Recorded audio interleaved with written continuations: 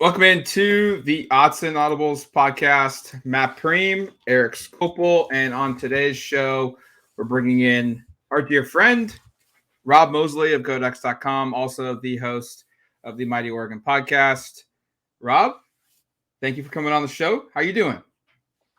I'm doing great. Licking wounds from a loss for the women's basketball team at Arizona State last night, but new week. Excited to have some home basketball this week, and let's talk about some football too.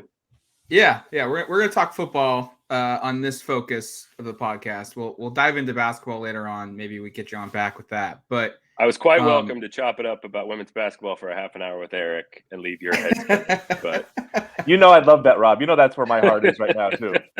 Tough evening in Tucson, but yeah. Hey, they got the split though. That's all that matters. Did I say Arizona State? Yeah, Arizona. Yeah. We beat Arizona State. Yeah, that's how late of a night it was. Beat Arizona State, lost Arizona. Yeah, you get the road split. You walk out of there happy. I think the men's team would agree with that right now too. Very much so. Considering how Thursday went at Colorado. Football. This is Dan Lanning's first year. Obviously, a 10-win season is always a good thing, and I think it's probably one of the better years for a first-year head coach at Oregon. Just how do you feel like this stacks up for Dan? Because he entered his first year at Oregon with different expectations than probably any other coach ever at Oregon. Like even Mario, when he got the job, it felt like the expectations weren't nearly as high as they were placed upon Dan. How do you feel like he managed his first year with the raised expectations of this program? Yeah, I mean, I think there's so many facets to that. I think if you take a step back and you think about the transition that, the whole world, all of college football has been through the last few years because of the pandemic, but then this program in particular with all the coaching changes, to still be in a position where you've breaking in yet another head coach, and yet because the infrastructure that exists, you still expect to achieve at a high level. As a baseline, that's a pretty good thing. That says that things are going pretty good here. You're not riding the roller coaster like some other programs are when they have a change at this frequency. And then I think when you're talking about expectations, the context for that just fluctuates so much over the course of a year, and then they get reframed as we get new results and new context. And right. I think you look at some decisions that were made in terms of coaches, in terms of transfers that were brought in. There were some decisions that were made that I don't think were considered slam dunks, by sort of the national punditry. And so much worked out.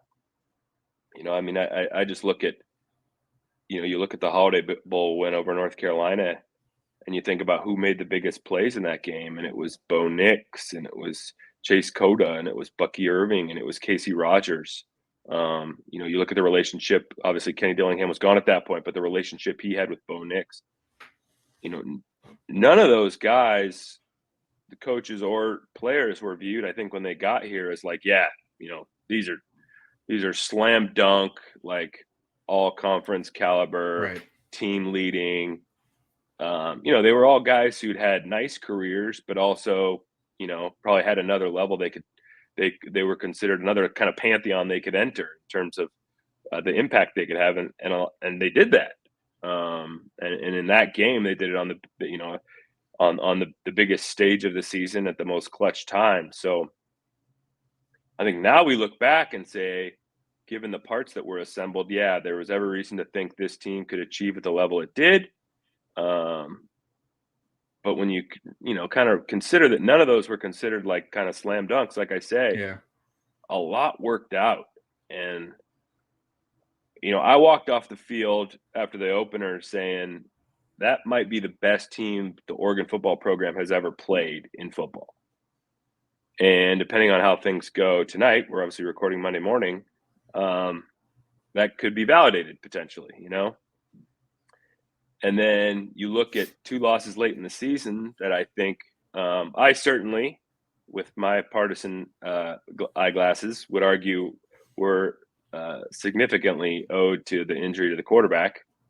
And when you think that the losses occurred under those circumstances, that's not a bad year at all. No.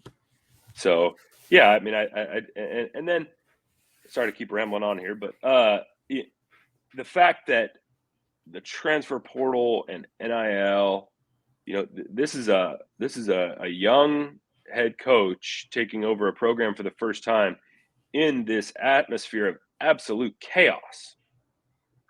And perhaps the fact that he's young and flexible helps him in that regard. But to navigate all that and still kind of have the success that he had, some of the recruiting class that he did, have the team, positioned, at least at this point, for the kind of year we hope and think it could have next year, that's impressive as well. Rob, you touched on the youth element there with Dan, who are you a little bit older than him? This is probably the first coach that you can say you're about the same age as. I'm not trying to age you too much, but like you mentioned the youth, just to put it into context, like he is legitimately roughly our peer in age and leading a major football program with all of the tasks that you mentioned, in front of him. I just wonder, as somebody who's, because so often in this job we're covering teams coached by people that are like Kelly Graves turned 60 in February or something like that. Like he's significantly older than myself. He's been through this for a lot, but for everything Dan has to, as you said, kind of deal with now with the chaos of college football, I wonder if you can just provide some context for the listeners as somebody who's around him a little bit more, around the staff a little bit more, for just how difficult that can be, and maybe what impressed you most with the way he navigated the season. I think, the best coaches have this insane ability to compartmentalize. And, where I see it, most closely is, inside of practice and kind of what the messaging is like and what the tone is like. And then we walk up those stairs to the courtyard of the HDC to do media. And it's not disingenuous in any way, but it's a different kind of message. I mean, it's a different focus of a message. And I think any good coach has to do that. Your message to, whether it's to a player or to an assistant coach or to somebody outside the program, a donor, is all going to be a little bit different. And the ability to kind of compartmentalize and do that is something that the best coaches can do. And I think Dan does it at an elite level. The fact that, I think his youth provides a sense of energy that, I think is really fun and impressive. And yet he has this gravitas too, when he needs it, that shows a lot of, emotional maturity as well too. So, it is a trip. I mean, I turned 46 late last year, and, when he hires an offensive coordinator that's like 32 or whatever, it's like, wow, I'm probably going to be older than all the people I cover from here on out, at least for the time being in football. So it's wild, I mean, it's as much as anything, it's the fact that, I'm getting older. The profession probably stays around the same age, although he is significantly younger than a lot of other guys. But that is a weird deal. Yeah. I mean, I think Willie Taggart and I were kind of are around the same age. And I think Mario's a couple years older, but like he and I do not exist in the same planes of reality. Whereas I think, I find Dan relatable in a different way. And yeah. Let's go to Bo. Because when he showed up, we're going to talk about what he did on the field. But what really impressed me maybe the most with him this season was his leadership and how he just slid right into the program as if he had been here for 4 years. And I think what made it so impressive was like he comes from the South, and there are guys on this team from Florida or from Alabama, but it maybe makes up 10, 15% of the roster. So he didn't really even know any of these guys through 7-on-7 circuits or QB training events or whatever. and yet he slid right in and became a really highly respected player on this team. How do you think he did that? What made him so relatable to basically anyone on the team? Well, I think when he got here and didn't act as if kind of he was the guy, that he was coming here to be the starter, when he got here and the message was he's going to compete for the job and we're going to rotate. And he was here for spring, right? And that was kind of the deal in spring, like and all the quarterbacks were rotating, and that was genuinely true. That one day one guy'd be one, and the next day it'd be a different guy, and the next day it'd be a different guy. I mean, there was nothing handed to him. I would assume in the back of his mind, if you hooked him up to a lie detector test, he felt like, I wasn't going to come here if I wasn't going to be the starter. And I assumed by the time the season started, I'd be the guy. But the fact that he was, at least from my perspective, I didn't see what went on in meetings in the locker room, and I'm sure a ton of groundwork was laid there as well too. But for me, I go back to his willingness to come in and just say, I'm just another guy competing for the job, and I got to win it. I remember in 2015, Vernon Adams' arrival was delayed so long. Yeah. And so it's kind of the same deal. It was like, hey, he's going to have to come in here and he's going to win it. And that remained the message for at least some time after he had already arrived. But I think it was his first practice. I remember him doing the typical Vernon Adams, like kind of scramble around a little bit to buy some time and then unleash this ball downfield. And I think I looked at Andy Mack and was like, that's our quarterback. And I don't remember that specific a kind of moment in the spring, but I think there was a sense that, this guy has played a ton of football, and you can see how that benefits him. It probably would be a surprise if he's not the guy based on just that skill set that he has and the way it helps him. But again, he didn't act as if he deserved to be the anointed one. He competed it out, and he said all the right things and did all the right things. And I think that at least from my perspective, that went a long way towards kind of earning him that credibility. Just, Rob, part of the reason I thought it was fun to have you on is I would say you're like one of the foremost experts in terms of this program, and you've been at this for such a long time. You have such perspective that a lot of people don't. Like even myself, I've been covering in this program for now about 7 years, something like that. That pales in comparison to the amount of time you've been around, to the number of seasons you've covered, to the number of athletes you've covered in Oregon uniforms. So part of what I wanted to do here was just I'm old. I get it. Okay, yeah, I know. I mentioned your age before, Rob. We're so young. You're so old. But you have some wisdom that us youngsters don't have. Us in the 30s here don't have, Rob. But what I wanted to ask you, kind of like to put in the context of where Bo's season maybe stacks up amongst the seasons that you've seen. And I know stats are only one component of it, but statistically, I think this is like probably close to a Mount Rushmore season in terms of the yards he threw for, the touchdowns that he counted for, both passing and rushing. I think if he doesn't get hurt, he probably runs for close to 700 yards. The most accurate passer in Oregon history, I think Matt and I looked it up in San Diego the day after the Holiday Bowl. Tied, I think, Keaton Slovis for the most accurate passer in the Pac-12, who threw for more than, I forget what the threshold, Matt, I remember it 150. Was. More than 150 passes. So like all of this, and just, there's a bunch of numbers, there's all these moments, just like, I don't know, he's coming back for another season next year. Like, where does this 2022 season from Bo Nix maybe kind of in your mind? I'm not sure if you've done the mental exercise of kind of placement, but can you give us an idea of where you kind of feel like this sort of stacks up amongst the guys you've seen? I can think out loud. That's for sure. I mean, I think while you were going through that, I think my brain first went to Dennis in 2007 and to Marcus in 2014. Obviously, as kind of benchmarks. And I think you got to look at Darren Thomas and the leadership that he provided and the playmaking he provided, to go undefeated in the regular season in 2010. it's a results-oriented business, you know. Every time there's a road game and we're about to go out of town on a Friday, somebody else in the office will be like, "Have a good time," and I'll be like, "Well, it's a bottom line business, so one thing will determine, if we have a good time on this trip." And so when 10-3 is a really, really good season, and I think this season will be remembered for Bo as a really, really good season, but it's not one of the truly elite seasons in program history.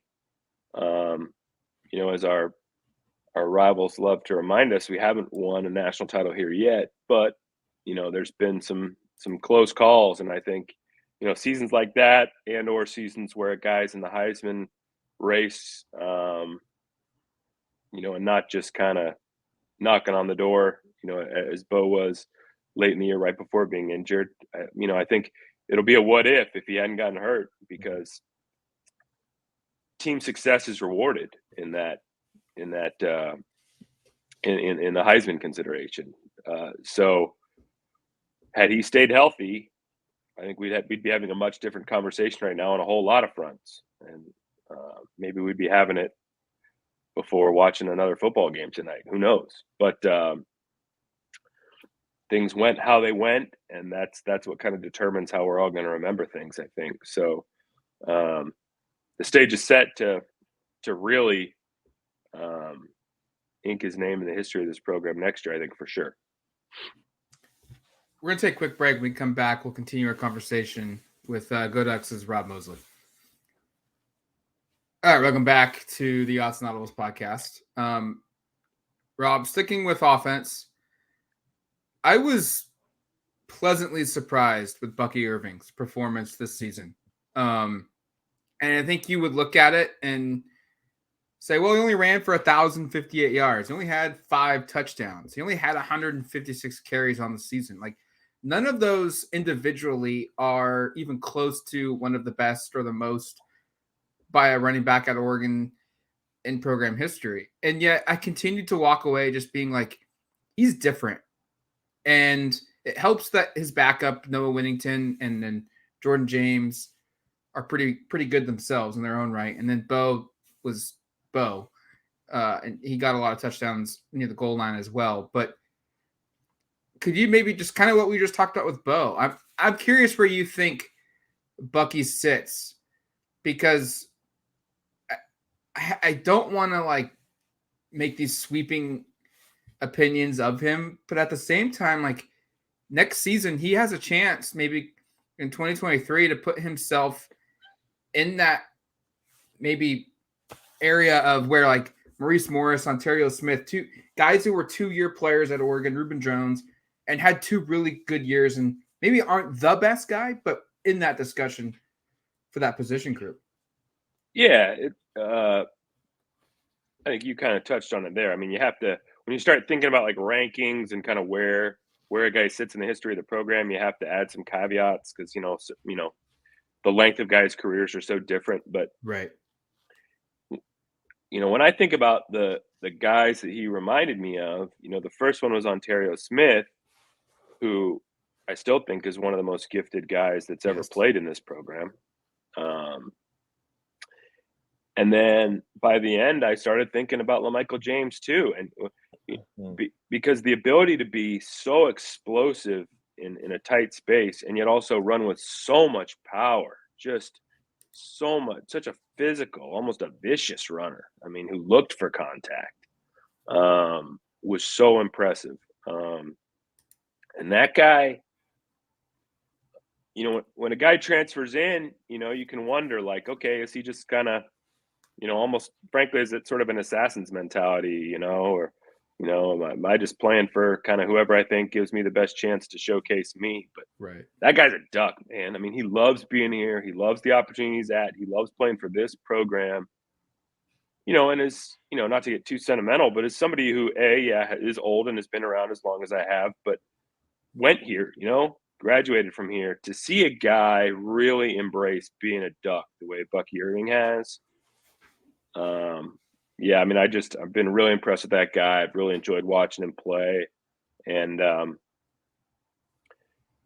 Yeah, statistics just have exploded in recent years, and because of the number of games we play now, because of just it seems like an offensive oriented game, and Yep. particularly seems like a quarterback oriented game now. So certainly impacted Bucky's numbers this year. They could have been a little different if it had been a different style play and maybe a different quarterback. Obviously that 14J package. If he gets some of those opportunities, his numbers look different as well. But I think for all of us who watched him all season and watched him in the bowl game, we all know just how special a player he was, how impactful a player he was for this offense. Rob, you kind of touched on it here. It's I think probably good transition from Matt's to mine here. I hadn't really thought about it until this part, but I wanted to get your take on all the newness right now in college football. You mentioned it there there's so much uncertainty with the chaos both from a coaching staff of building a roster. It's probably never been more difficult.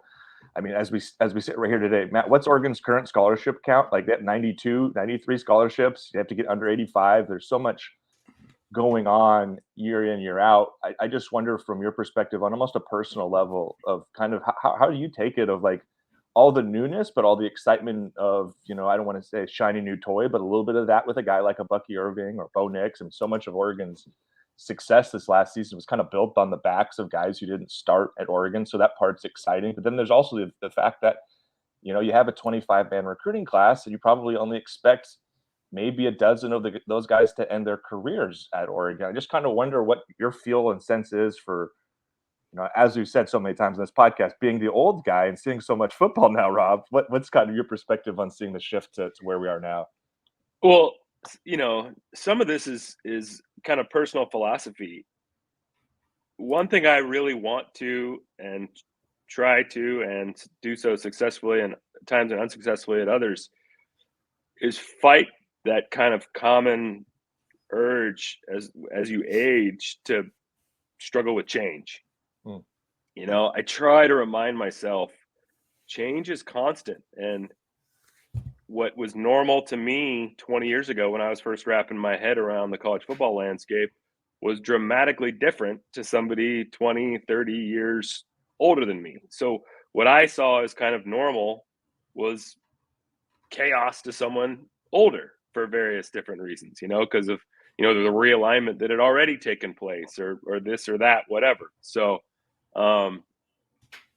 you try to keep in mind why some of these new rules have been enacted, and it's just to empower players, give them some freedom of movement, give them some freedom to capitalize on their name, image, and likeness, and those are all good things. And yeah, you take it all collectively and it's created a vastly different environment than what we were used to, but it doesn't make it a bad thing just because it's different. And I think it can be a knee-jerk reaction, particularly as any of us get a little older, to say, oh, bad is different just because it's different is bad just because it's different, so yeah, I try to fight that impulse anytime it crops into my head. Like anytime I start to feel like my head's spinning and I'm a little overwhelmed by like, wait, what exactly are the rules now compared to a year ago, 2 years ago, whatever.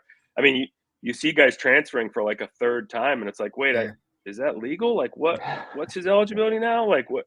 I have no idea. I mean, it's like I'm constantly having to look things up to make sure I'm kind of up to date on like what the latest rules and regulations and things are. But that's okay. That's not a bad thing. So again, I'm not always successful reminding myself of that, but I try to always keep that in mind. It's funny because it just popped in my head right here when you were saying that Bo Nix tied Keaton Slovis for the highest completion percentage in Pac-12 history for a single season. Keaton Slovis is going to be playing for his fourth team next season in 2023. Just crazy to no idea how that's the case. No idea. Yeah. and didn't have to sit out an extra year once, I don't think. I think he just jumped to school to school. I don't get it. But yeah. Now, I think all of us have to agree we haven't necessarily followed his career path you're right. to the point where we know all the details. So it's not like we're in a position where we could or should know that, but just for like a casual observer of the sport to see something like that going on and be like, wait, that's like normal? That's okay? Not that it's normal, but like that's, kind of within the rules. Like, okay, all right. Like, because if you had told somebody 10 years ago that that would be happening, you'd be like, in what No way. universe are you occupying? That's not that's not the rules now, nor could I ever foresee it being the rules. And yet here we are. So, you just adjust. My last question for you. I want to look ahead instead of looking back. We're not trying to find out any information. Spring ball is a long ways away. We don't even know the date of that yet. But this team brings back its quarterback. It brings back its top 4 rushers. 5 of its top 6 pass catchers are back. Stephen Jones has said he'll be back, and Marcus Harper, Jackson Powers Johnson kind of give you a decent core up front offensively. So the offense, in theory, on paper, should be pretty good in 2023. Defensively, there's a lot of questions. Sewell's gone now. Gonzo's gone. Bennett Williams graduated. Dorless did say he's coming back, which came out Sunday. Just what are your thoughts going into spring ball? Just big picture. What are you hoping to see? What are the questions that need to get answered for spring ball? I'm not even going to think about 2023. It's Right. spring ball only. Yeah, I mean, I think obviously a big storyline offensively is going to be, okay, you got a new coordinator. You do have all these pieces. Some of them are new, Right. bringing in some guys on the offensive line and receiver that are going to be some new pieces that you try to fit in. You've got a highly ranked recruiting class of freshmen coming in. So, you still do have to sort of build that chemistry between, new coordinator, new system, existing players, new players. So you can't take anything for granted offensively, but, you do feel like, yeah, like as you said, there's a ton of pieces back. This has the potential to be a really, really, really elite offense coming up in the fall. So, what do those first steps look like? What's the offense going to look like schematically? What's it going to look like in terms of how that personnel fits together, how you're going to utilize all those guys, et cetera. And then defensively, yeah, I think particularly with Gonzo out in the bowl game, I think you were looking at the secondary going, okay, how are those guys going to perform? And then losing, a couple of pass rushers for that game too. How are you going to get pressure on the quarterback? And I think both of those questions, were,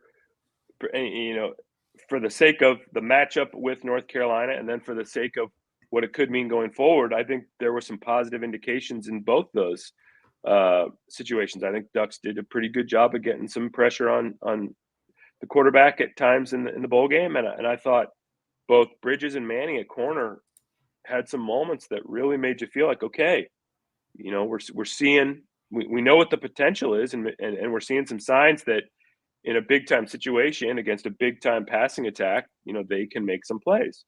Not to suggest anybody was perfect in any regard, but No.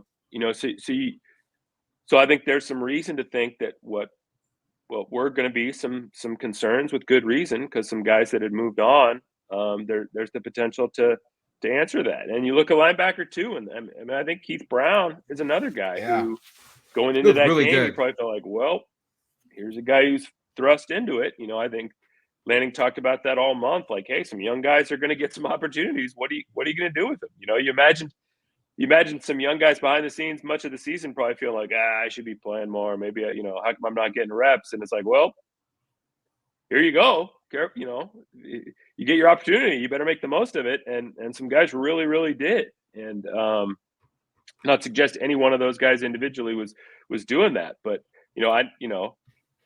I can imagine me being in a situation like that, and then all of a sudden it's like, careful what you wish for, because now you're thrust into it, and you better put up or shut up. And I think a lot of guys really put up in that bowl game, and that provided some hope too. So what's great about sports, what's great about this time of year, is we can just be optimistic, or at least I can. You can you can look at all the parts and say, hey, the potential is there for kind of things to work out.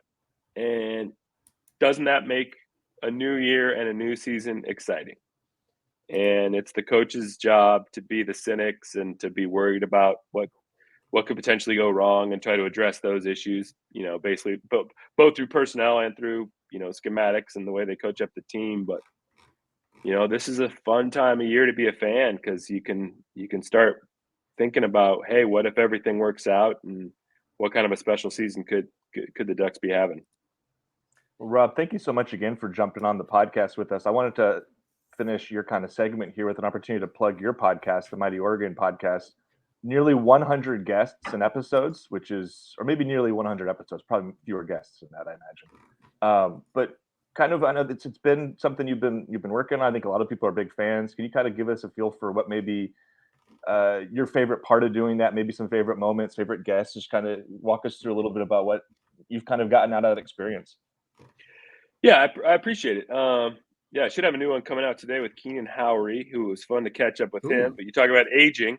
We all three of us know who that is. He's got a little bit of gray in his beard, and I did not enjoy seeing a little bit of gray in Keenan Howery's beard. That's for sure, because I remember still him as this young kid. He played right after I had graduated, so it's like I felt like a grizzled old veteran on the beat at that point. And he was this young kid, and that's just kind of still how I think of him. So, but no, when I took this job, one of the things I was most excited about was to be able to cover kind of the range of sports at Oregon, because just the way, journalism was trending, it was just harder and harder for, kids on some of the teams to get any exposure at all. And I've really enjoyed doing that, going to the national championship with women's golf last spring and following them around and really connecting them with our fans in a way that, might not have been the case otherwise. But one of the things that had I quickly realized was going to fall through the cracks was the ability to do long form storytelling. Because you just, as you know, when you really want to write an in-depth feature, you could take a week or two and not write anything else, just working on that, and still feel like you kind of had to rush it to really tell a full, complete story. And then we're in a business these days now that doesn't allow you to go 2 weeks without writing anything else. You gotta constantly keep it coming. So that really fell through the cracks. And so the Mighty Oregon Podcast has really been a chance to kind of dive in and tell some longer form stories, really get into kids' backgrounds and what makes them tick and kind of how they got where they are at. And working with a producer who can, work in some sound effects and highlights and all that. It's really been fun. So yeah, I mean, I don't